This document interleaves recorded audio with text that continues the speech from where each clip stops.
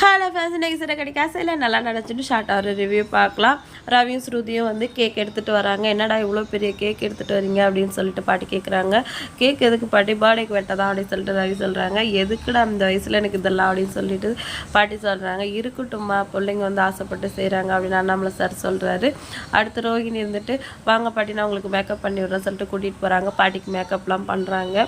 பாட்டி வந்து, என்னம்மா உங்கள் அப்பா ஏதோ ஜெயிலில் இருக்காரு கேள்விப்பட்டனே, இப்போ என்னாச்சு அப்படின்னு சொல்லிட்டு கேட்கவும் ரோஹிணிக்கு வந்து ஜர்க்காது. அதுக்கு என்ன பாட்டி பண்ணுறது, ஏதோ செய்யாத தப்புக்கு போய் மாட்டிக்கிட்டாரு அப்படின்னு சொல்கிறாங்க.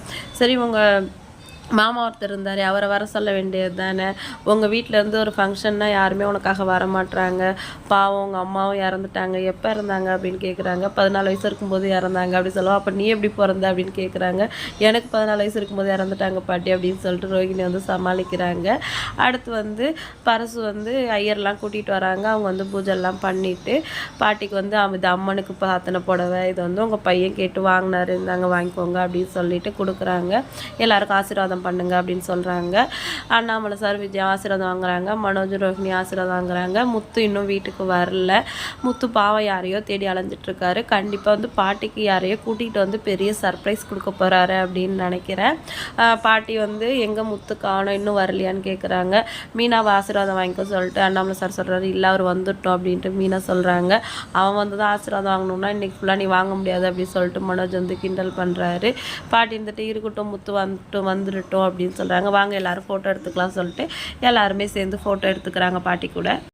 அடுத்து கிச்சனில் மீனா சமைச்சிட்ருக்காங்க. பாட்டி வந்து நீ இன்னும் ரெடி ஆகலையா அப்படின்னு கேட்குறாங்க. உனக்கு அவனுக்கு ஏதாவது பிரச்சனையான்னு கேட்குறாங்க. அதெல்லாம் எதுவும் இல்லை பாட்டி அப்படின்னு சொல்லிட்டு மீனா சொல்கிறாங்க. அடுத்து நீ போய் ரெடி ஆகு அப்படின்னு சொல்லவும், இல்லை நான் சமைச்சிட்டு போகிறேன்னு சொல்கிறாங்க. ஏன் இந்த வீட்டில் நீ ஒருத்தி தான் இருக்கியா அப்படின்னு திட்டிட்டு, விஜயா நீயும் ரோகிணியும் சமைங்க அப்படின்னு சொல்லிட்டு மீனாவை போக சொல்லிடுறாங்க. விஜயா இருந்துட்டு, நான் எப்படி பண்ணுறது அப்படின்னு கேட்குறாங்க. சும்மா இப்படி அப்படி நடந்துட்டு தானே இருக்க, போய் சமை அப்படின்னு சொல்லிடுறாங்க.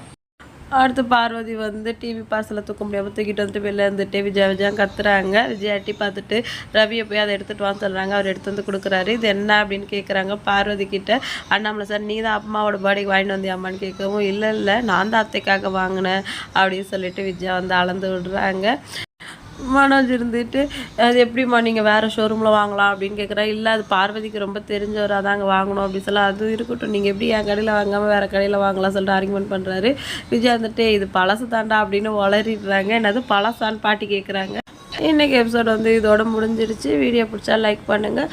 முத்து வந்து என்ன கிஃப்ட் கொடுக்க போகிறாரு அப்படின்னு சொல்லிட்டு பார்க்குறதுக்கு யாரெல்லாம் ஆர்வமாக இருக்கீங்கன்னு கமெண்ட் பண்ணுங்கள். இன்னொரு வீடியோவில் மீட் பண்ணலாம். டாடா பாய்.